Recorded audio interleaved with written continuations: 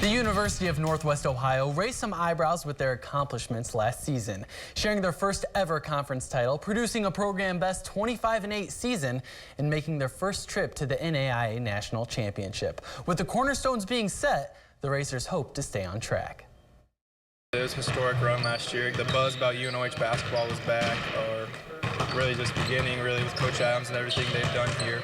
So to be a part of that was awesome. Though last season was historical, the UNOH Racers are putting last year in the past. Definitely, put it behind us, and we tried to do better this year. We had, in the beginning of the season, our goals were a little higher this year, but right now we're looking at just making nationals again. Posting a 19-3 record in the Wolverine Hoosier Athletic Conference was the best UNOH has seen in its 9-year tenure, but getting back to those numbers will be tough. Early in the season, we missed those graduating seniors, and so we weren't hitting on all cylinders, and we struggled offensively a little bit. However, not all is lost to graduation.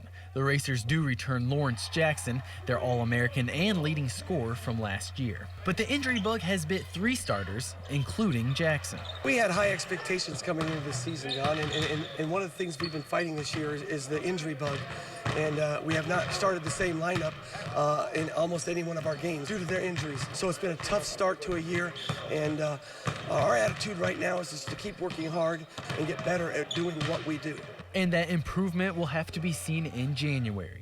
The month of December has not been too kind to UNOH, dropping their last 5 games, but the Racers look to straighten themselves out in the new year. We'll leave 2015 behind. Beginning of the year, we had a great run last year in 2015, and then we didn't close exactly how we wanted to, but 2016 is a new year, so we'll see what we can do about it.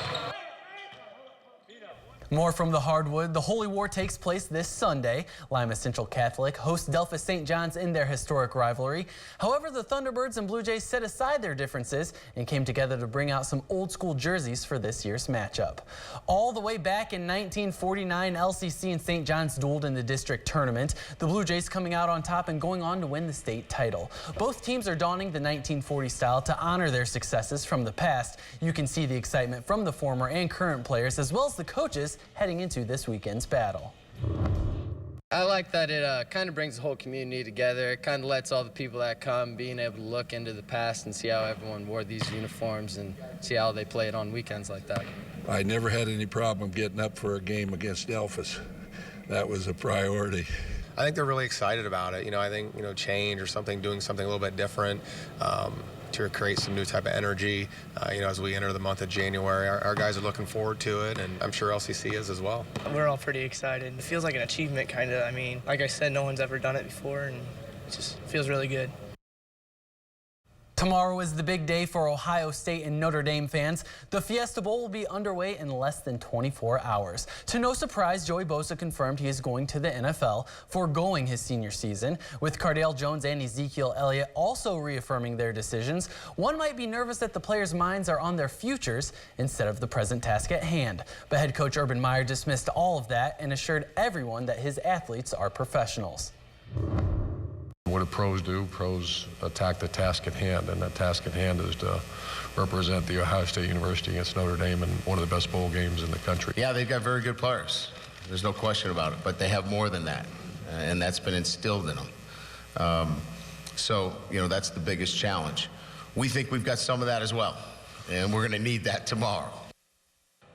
Off to Southern Florida, the first semifinal for the college football playoff. Starting in the first quarter, Oklahoma getting on the scoreboard first. Samaje Perine with the 2-yard rush. Sooners lead 7-0. Into the second, Clemson facing a 4th and 4, and they call a good old-fashioned punt fake. Andy Teasdale with a beautiful pass to Christian Wilkins for 31 yards and a fresh set of downs, If only it could have stayed in bounds, but 2 plays later, the Tigers strike. Deshaun Watson scrambling and working his way into the end zone. Clemson back on top 10-7. Late in the same quarter, Baker Mayfield finding Mark Andrews in the flat. He puts on the brakes, then back on the accelerator. Sooners lead 17-16 at the break. A close first half, but the second half got ugly for the Sooners. Wayne Gallman in from 1 yard out, and in the fourth, Gallman again to put the cherry on top. Clemson shutting out Oklahoma in the second half. Tigers win 37-17, and they will face either Michigan State or Alabama, whoever wins that game. All right, thanks. We'll be right back.